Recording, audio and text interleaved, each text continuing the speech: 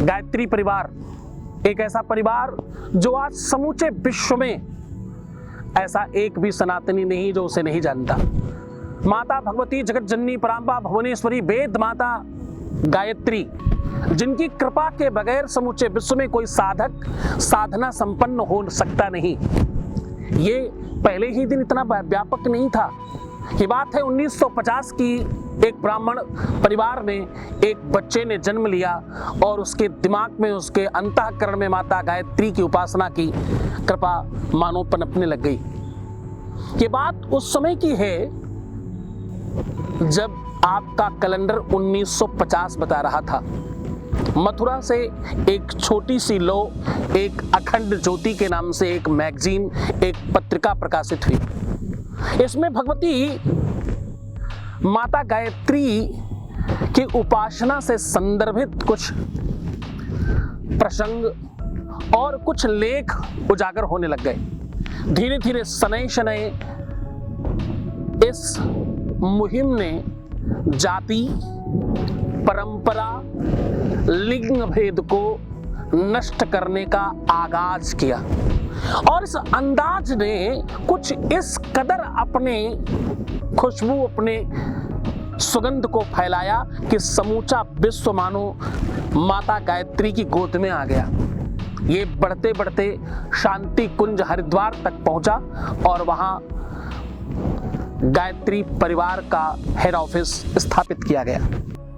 पंडित श्री राम शर्मा आचार्य 1990 में इनकी धर्मपत्नी माता भगवती देवी शर्मा, जिनका देहावसान हो गया 1997 में।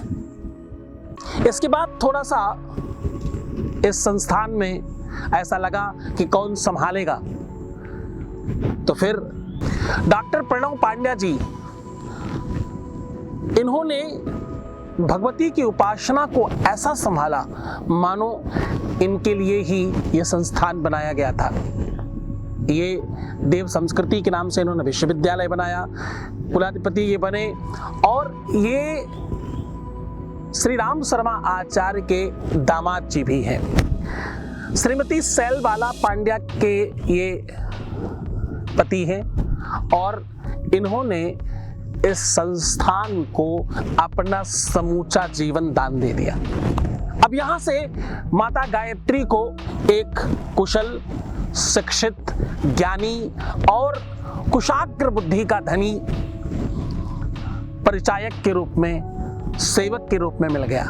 अब क्या था, समूची दुनिया में इसका टंका और बुलंद होने लगा। दूसरी तरफ मथुरा में श्री आशुतोष शर्मा और उनका पूरा परिवार मिलकर के उस पीठ को, उस आसन को संभालने लग गए। पंडित श्री राम शर्मा आचार्य जी के ये पुत्र हैं।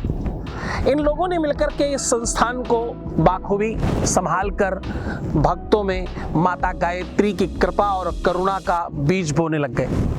अब ये धीरे धीरे व्यवस्था इतनी बढ़ती चली गई कि ये पता ही नहीं चला कि कब प्रणव पांड्या के घर में एक नया अंकुर आया, एक नया और भक्त जन्मा, जिसने आते के साथ मानो समूचे विश्व में भगवती परांबा माता, वेद माता गायत्री की कृपा और करुणा के प्रचार प्रसार में अपना जीवन आहुत कर दिया और निरंतर एक उपासक की भांति सेवा करने लग गए। ये प्रणव पांड्या जी के पुत्र हैं डॉक्टर तन्मय पांड्या जी।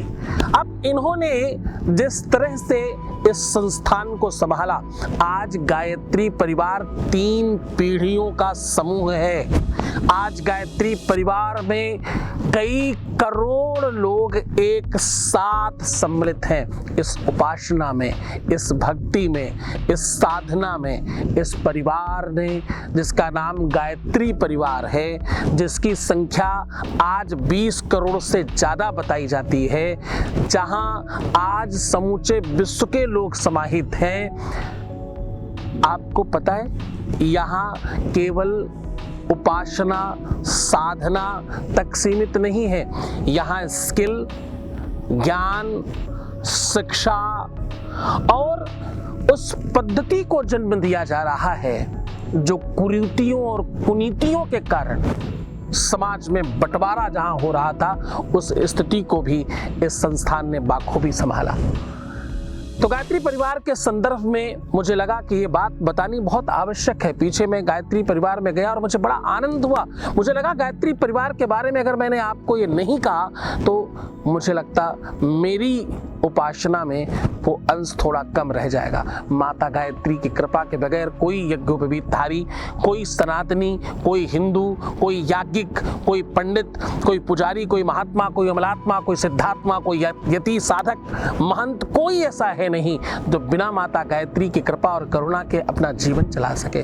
माता गायत्री को प्रणाम करते हुए इस परिवार को, इस कुटुंब को, इस साधना पद्धति पर चल रहे तमाम संतों को मैं नमन और प्रणाम करता हूँ। जय मां गायत्री।